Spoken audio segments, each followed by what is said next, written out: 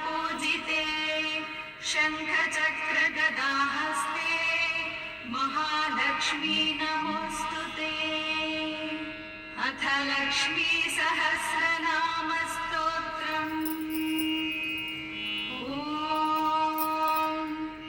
नाम्नां सहस्रं च ब्रूहि गार्ग्यमहामते। महालक्ष्म्याः महादेव्याः भुक्तिमुक्त्यर्थसिद्धये। गार्ग्य उवाच सनत्कुमारमासीनं द्वादशादित्यसन्निभम् अपृच्छन् योगिनो भक्त्या योगिनामर्थसिद्धये। सर्वलौकिककर्मभ्यो विमुक्तानां हिताय वै भुक्तिमुक्तिप्रदं जप्यमनुब्रूहि दयानिधे। सनत्कुमार भगवन् सर्वज्ञोऽसि विशेषतः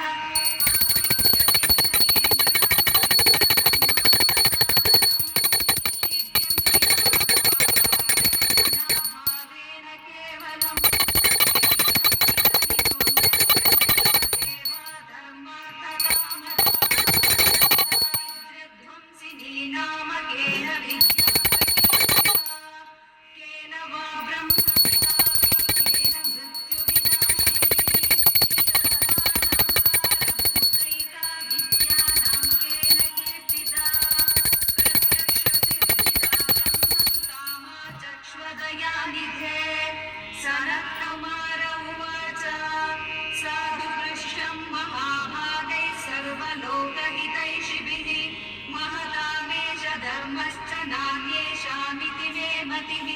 ब्रह्म विष्णु महादेव महेन्द्रादिमहात्मभिः सम्प्रोक्तं कथयाम्यद्य लक्ष्मी नाम सहस्रकम्। यस्योच्चारणमात्रेण दारिद्र्यान्मुच्यते नमः। किं पुनस्तज्जपाजापि सर्वेष्टार्थनवाप्नुयात्।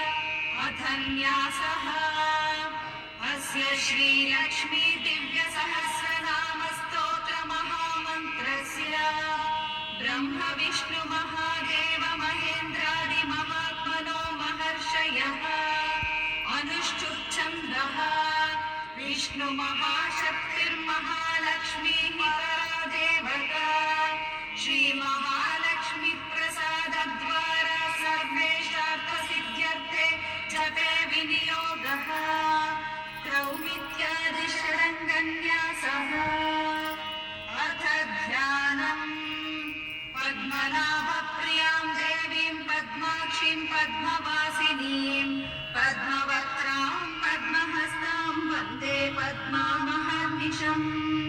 पूर्णेन्दुबिम्बवदनां दिव्यरत्नाभरणभूषितां वरदाभयहस्ताभ्यां ध्याये चन्द्रसहोदरीम्।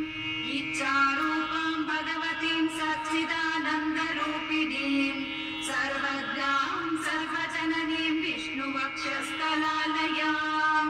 दयालुमनिशं ध्यायेत् सुखसिद्धिस्वरूपिणीं यथोपदेशं जपित्वा यथाक्रमं दीर्घै समर्प्य ततः शाम्भवी मुद्रया भूमध्ये लक्ष्म्यमनुसन्धाय नाम सहस्रं जपेत्।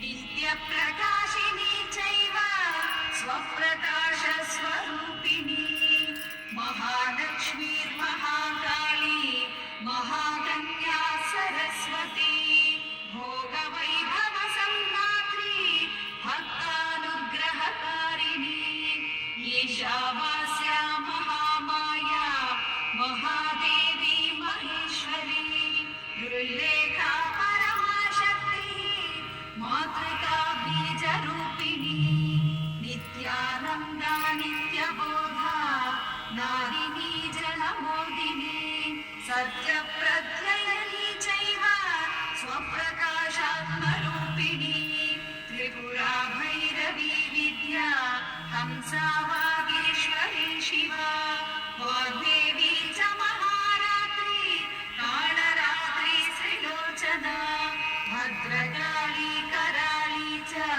महाकाली तिलोत्तमा काली करारवक्रान्त कामाक्षी कामदा शुभा चण्डिका चण्डरूपेश चामुण्डा चक्रधारिणी त्रैलोक्यजननी देवी त्रैलोक्यविजयोत्तमा सिद्धिलक्ष्मी क्रियालक्ष्मी मोक्षलक्ष्मी प्रसादिनी उमा भगवती दुर्गा चान्द्री दाक्षायिणी शिखा प्रत्यङ्गिराधरा वेला लोकामाता हरिप्रिया पार्वती परमादेवी ब्रह्मविद्या प्रदायिनी अरूपा बहुरूपा च विरूपा विश्वरूपिणी पञ्चभूतात्मिका वाणी परमात्मात्मिका परा कालिमा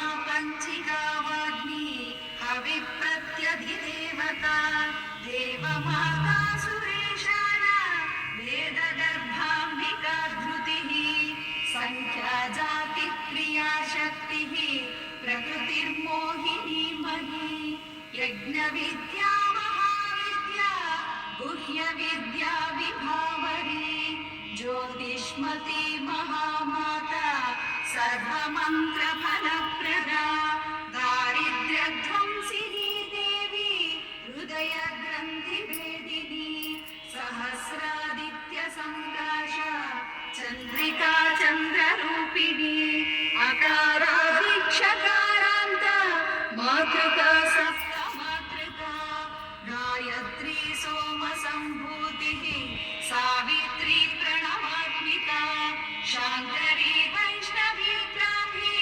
सर्वदेव नमस्कृता सेव्य दुर्गा कुबेराक्षी करवीरनिवासिनी जया च विजया चैव जयन्ती च पराजिता कुब्जिका कालिका शस्त्री वीणा पुस्तकधारिणी सर्वज्ञशक्ति श्रीशक्तिः ब्रह्म विष्णु शिवात्मिका इडा पिङ्गलिका मध्ये मृणाली तन्तुरूपिणी यज्ञेशानि प्रदा दीक्षा दक्षिणा सर्वमोहिनी अष्टाङ्गयोगिनी देवी निर्बीजध्यानगोचरा सर्वतीर्थस्थिता शुद्धा सर्वपर्वतवासिनी वेदशास्त्रप्रमादेवी षडङ्गादिपरक्रमा